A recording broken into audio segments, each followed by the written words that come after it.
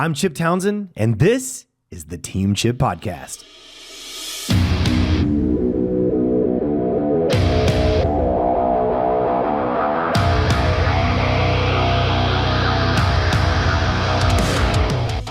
Hobby of doing martial arts can become a business, a service to your students, but an asset to your community.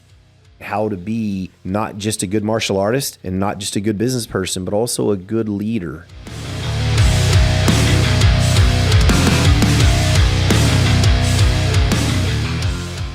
All right, guys, welcome back to the Team Chip Podcast. I'm so happy to be here with you today.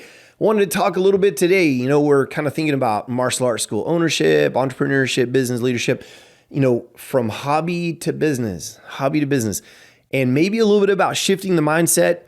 But, myself included, like I found a lot of martial artists, they got into martial arts changed their life, made their life better, just whatever it was, took them from an unconfident kid or a kid that was picked on all their life to someone that was confident, or helped them to learn to focus better, become a better athlete. There's just so many different things, relieved stress so that they could operate and have better relationships. There's just so much that we can offer in the martial arts world. But I find so many times people are super, super passionate about that. And that hobby of doing martial arts can become a business.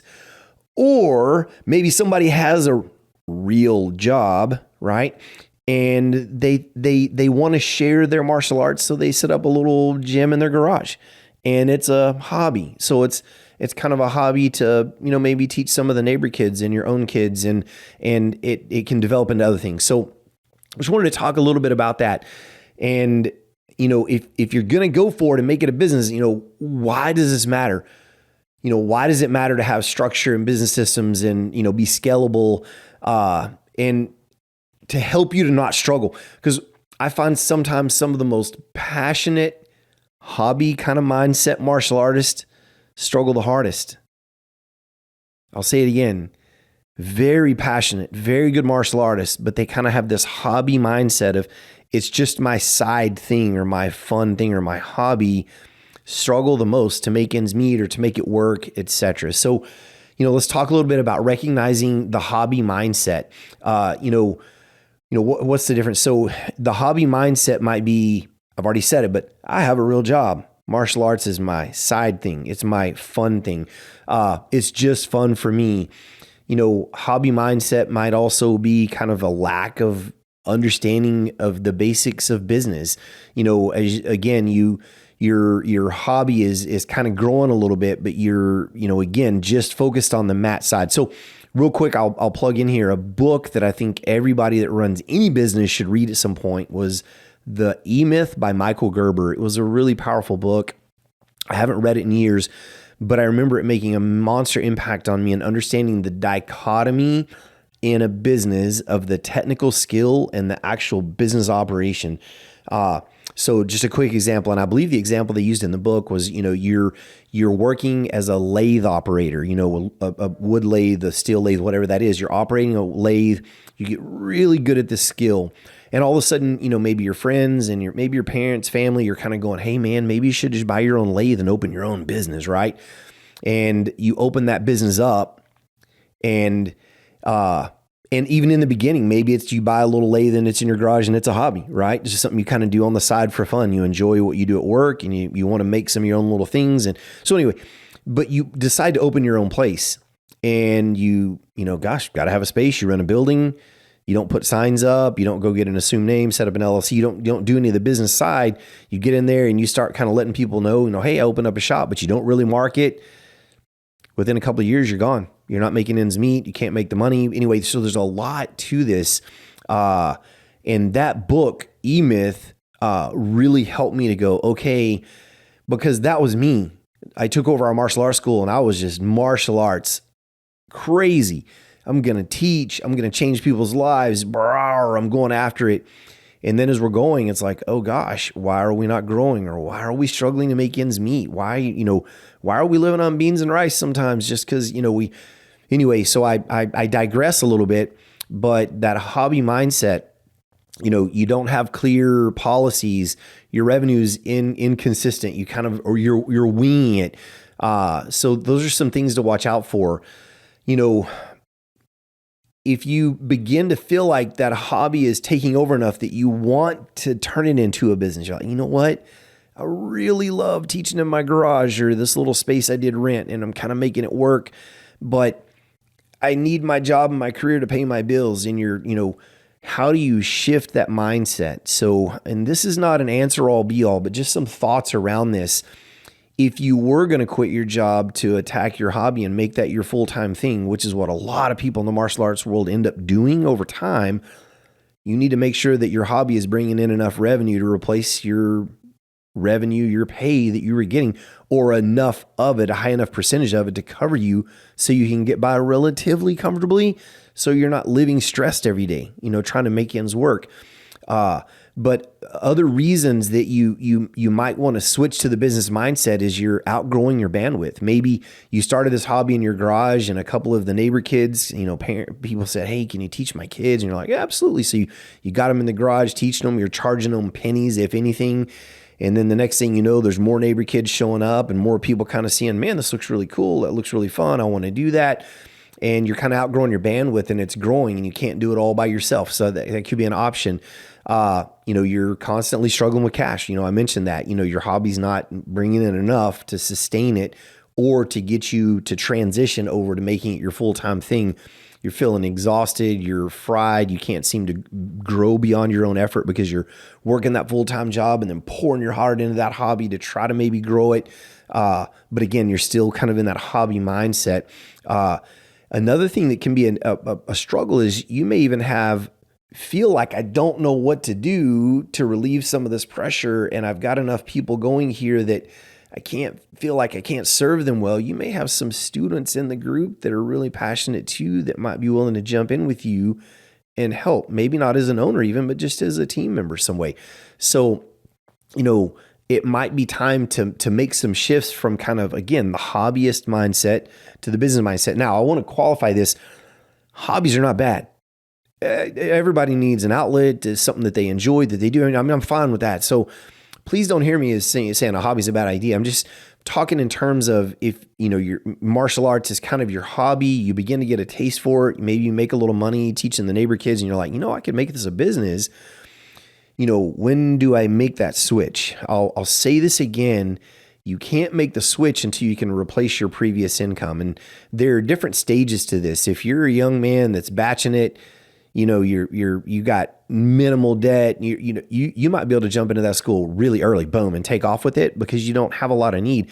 But if you're a guy that's been, 10 years, I know of doctors that have quit doctoring to run martial arts schools, own martial arts schools, high level careers, to change and move into the market because it's such a passion for them. You're going to have to build that school and that hobby business pretty big to replace your income, because you may have a wife and kids and, car payment, a home, different things you have to pay for. So everyone's going to be in a different place. But hobby kind of mindset to business mindset, how do we make that shift? So one thing is stop seeing it as a hobby and start seeing your martial arts school and what you're doing as a service to your students, but an asset to your community. And I like to use kind of business terms when I talk about that. An asset is something that's giving to you. It's giving all the time. It's an asset. It's not a liability. It's not taken away from. It's giving. And so start to see your hobby as something important enough that it's an asset. It's giving back to the community. It's changing lives, and it's helping people to grow. So, one of the first steps in switching from kind of hobby to business is realizing your hobby is that important. It has the potential to change lives on a huge scale if you'll move into the business mindset enough not to take over your passion, but to understand the business well enough to run a strong business to truly grow your reach into that community and touch lives. And so some of the changes that need to happen, like professionalizing operations, you're going to have to go get an assumed name, maybe set up an LLC, a limited liability company of some sort. You've got to set up some sort of business structure. You're going to have to build some structured policies. We can't just be shooting off the hip all the time in the hobby with 5 students, or, you can get away with that. But if you're going to go to 50 and then 100 and then 500, you're going to have some very structured policies implemented and put into place. Another thing too, and I would encourage you to go back and listen to my podcast episode with Mr. Ron Sell, the founder of Spark, Customer Relations Management. But automate as much of your business as early as possible that you can.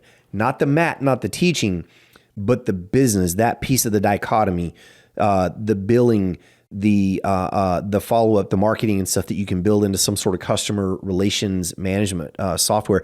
I think sometimes, and I've talked about this before, when we're early in our business, we don't think we're important enough or big enough to have a CRM.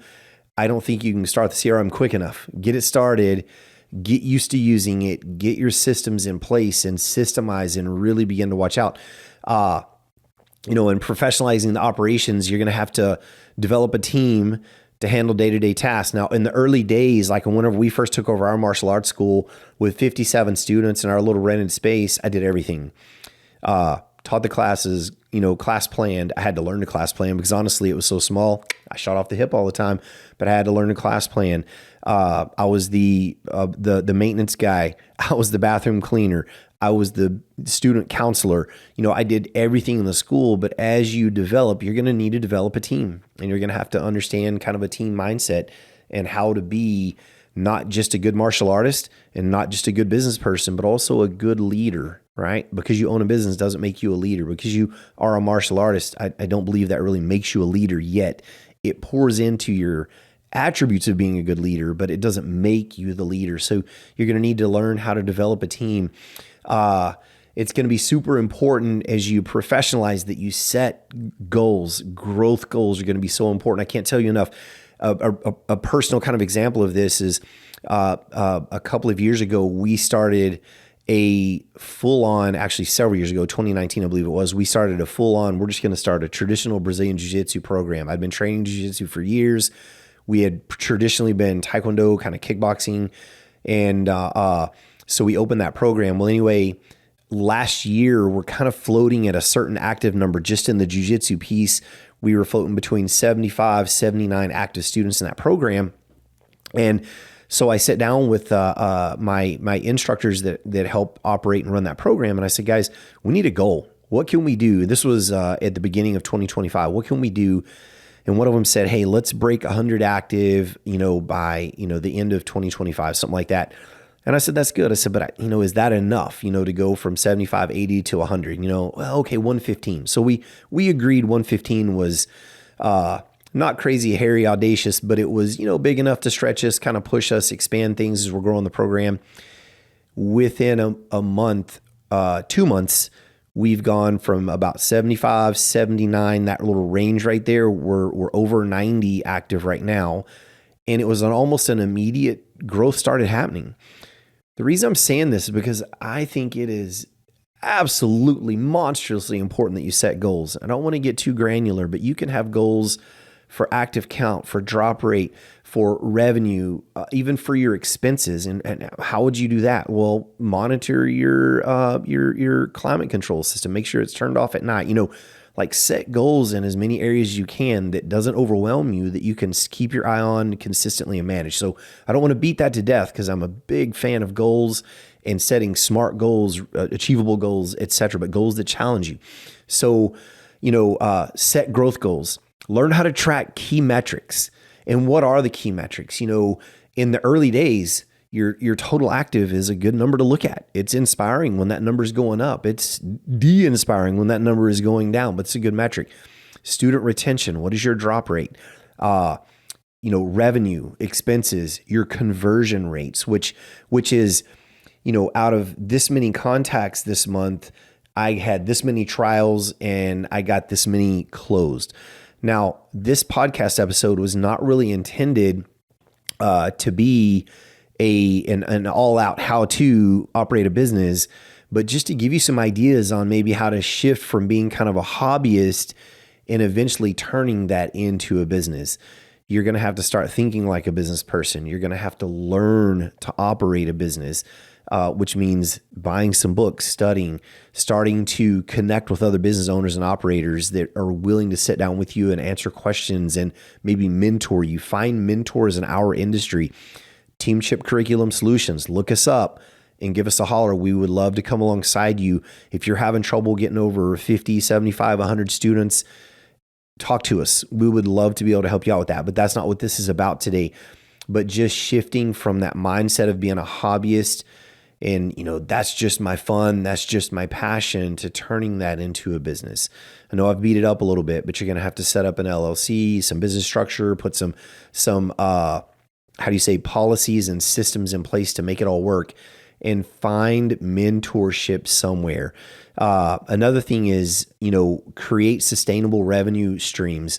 Your monthly dues is really probably your core consistent revenue stream, the monthly dues that you charge from your students. And that's how you'll pay your fundamental and base bills. But there are ways to diversify that some by doing private lessons, every so often doing specialty clinics, teaching seminars, maybe even outside of your little hobby area there. Maybe a local business wants a self-defense clinic for the ladies in their office or for their staff.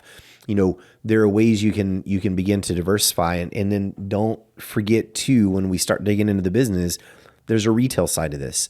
And, your student uniforms, t-shirts, shorts, maybe you do, we do summer uniforms where students can wear shorts and t-shirts for certain periods during the summer, things like that. So there's a lot to it, but shift out of it being a hobby and just something fun. If this is what you choose to do, grab the bull by the horns, be super confident with it, because as martial artists, we should already be super confident anyway, and let's run with it. Kind of some takeaways, maybe treat your passion with the respect it deserves. And by running it as a scalable and structured business. And what I mean by that is your passion for martial arts, in my opinion, is an amazing passion to have, because I've watched martial arts change so many lives. Don't undervalue how important you can be in your community if you operate a business with good moral character and good value, and you treat people well and truly teach good functional martial arts. Action steps, what's an area in your hobby, if you're doing this as a hobby, that you can begin to professionalize this week? Can you go down and get your LLC set up or get an assumed name? Can you begin to structure your classes or structure your curriculum a little bit more tightly? So I just encourage you, if it's something you're passionate about, take the steps. The USA was built on the back of entrepreneurs and small business, always has been, and I hope that it always will be.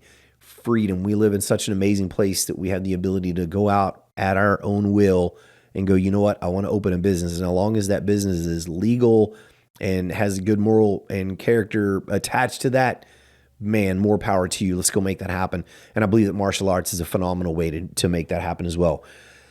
I thank you for jumping on and listening to the podcast. Please give us reviews. Subscribe to the podcast. Let us know what you want to hear. If you're more visual, jump onto YouTube and follow the podcast there. Don't forget to check out Teamship Curriculum Solutions, Teamship Martial Arts.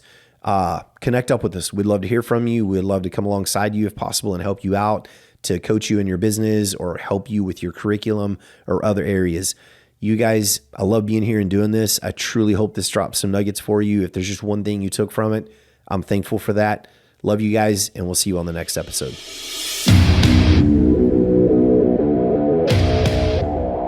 Thank you for tuning into the Teamship Podcast. If you enjoyed today's episode, don't forget, subscribe, share, and or leave a review, because we need you. We appreciate you so much. And without you, we can't make this happen. Remember, consistency is the key to success. So go out there and never be outworked.